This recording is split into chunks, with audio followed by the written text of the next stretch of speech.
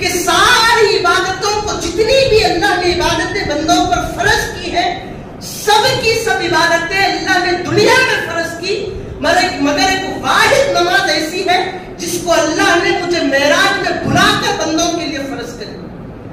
جنت معراج میں اللہ نے اپنے مقام پر بلا کر نماز کی اہمیت کو بتایا اور مومن بندوں پر فرض کی۔ اور اتنا ہی نہیں بلکہ سب عبادتیں اللہ کے لیے ہے، مگر ایک ایسی عبادت ہے کہ جس میں تم اللہ کو دیکھنا چاہو تو اللہ کا دیدار کر سکتے ہو۔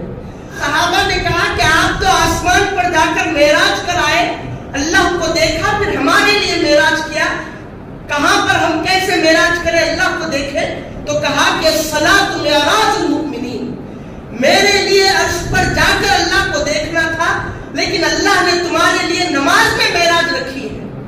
اگر تم نماز کو اپنے حقوق کے ساتھ ادا کرو گے تو خدا کی قسم اللہ کا دیدار تم نماز میں کرو گے، کیونکہ کہنے والی بات کسی انسان کی، عام انسان کی، دنیا دار کی، اچھے پڑھے لکھے عالم دین کی، فاضل جلیل کی، کامل بالحق کی بات نہیں ہے، بلکہ دین کو جس نے زندہ کیا، دین کے پرچم کو جس نے لہرایا، جس کو اللہ نے آخری نبی اور آخری رسول بنا کر بھیجا، جس کو نبیوں کا امام، نبیوں کا سردار، ہر نبی سے افضل جن کو بنایا، جن کی ہم امتی ہے، وہ نبی کہہ رہے ہیں کہ نماز میں اللہ کی معراج مومن بندوں کو ہوتی ہے۔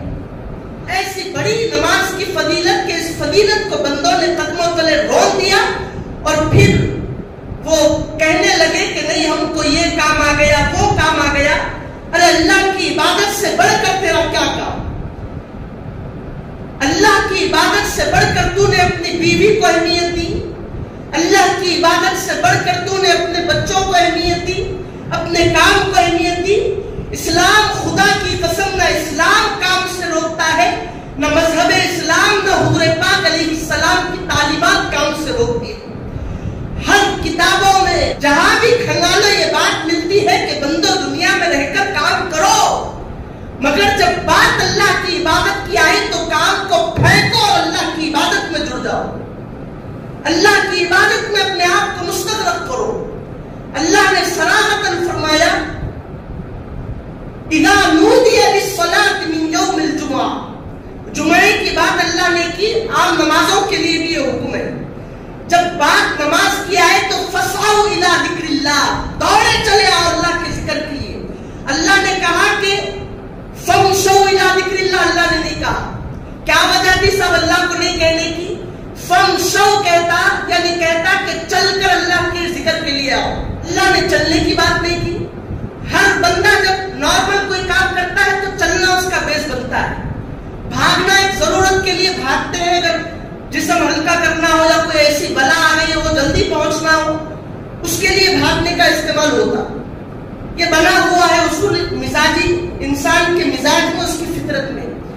لیکن اللہ نے نماز کے لیے خصوصی طور پر کہا کہ فسعوا، فمشوا نہیں بولا، چلو نہیں بولا، کہا کہ دوڑو نماز کے لیے، بھاگتے ہوئے آؤ کیونکہ تمہاری جماعت نہ چھوٹے۔ وَذَرُوا الْبَيْعَ، کاروبار میں ہو کاروبار کو پھینکو، چھوڑ دو کاروبار کو۔